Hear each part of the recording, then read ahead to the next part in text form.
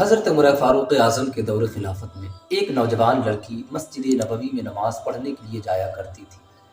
راستے میں ایک نوجوان اس کا راستہ روک لیا کرتا تھا۔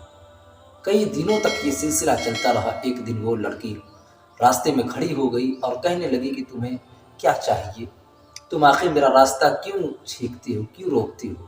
تو اس نوجوان نے کہا کہ تمہاری آنکھیں بہت خوبصورت ہیں، تمہارے ان جھیل جیسی آنکھوں میں کھونا چاہتا ہوں، تمہاری خوبصورتی میں جو بھا گئی ہے، میں تم سے شادی کرنا چاہتا ہوں۔ اس نوجوان لڑکی نے کہا کہ پہلے تمہیں میری ایک شرط پوری کرنی ہوگی۔ لڑکی نے کہا کہ آپ بولو تو صحیح، میں آپ کے لیے مجنوں بن جاؤں گا، جو کہو گی وہ میں کروں گا۔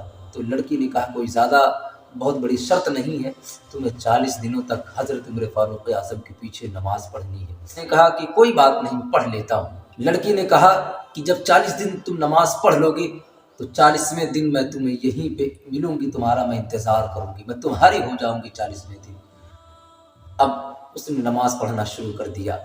1 دن ہوئے، 2 دن ہوئے، 3 دن ہوئے، اور یہ لڑکی اپنے گھر کی کھڑکی سے روزانہ دیکھا کرتی تھی اسے کہ وہ نماز پڑھنے کے لیے جایا کرتا ہے۔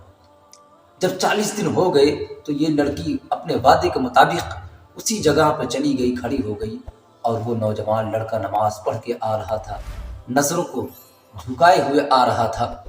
لڑکی نے کہا کہ لو، میں تمہارے لیے تیار کھڑی ہوں، میں تمہارا انتظار کر رہی ہوں، اب میں تمہاری ہو چکی ہوں۔ لڑکے نے اپنی پلکوں کو جھکا کر جواب دیا۔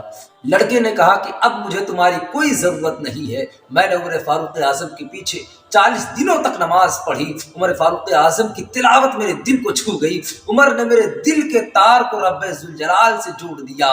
ان الصلاۃ تنہی عن الفحشاء والمنکر، بے شک نماز ہر برائی سے روک دیتی ہے۔ مسجد تو بنا ڈالی پل بھر میں ایما کے حرارت والوں نے، من اپنا پرانا پاپی تھا برسوں سے نمازی بن نہ سکے، نہ مسجد میں نہ بیت اللہ کے دیواروں کے سائے میں نماز عشق ادا ہوتی ہے، تلواروں کے سائے میں جاگنا ہے جاگ لے، افلاک کے سائے تلے، حشر تک سونا پڑے گا خاک کے سائے۔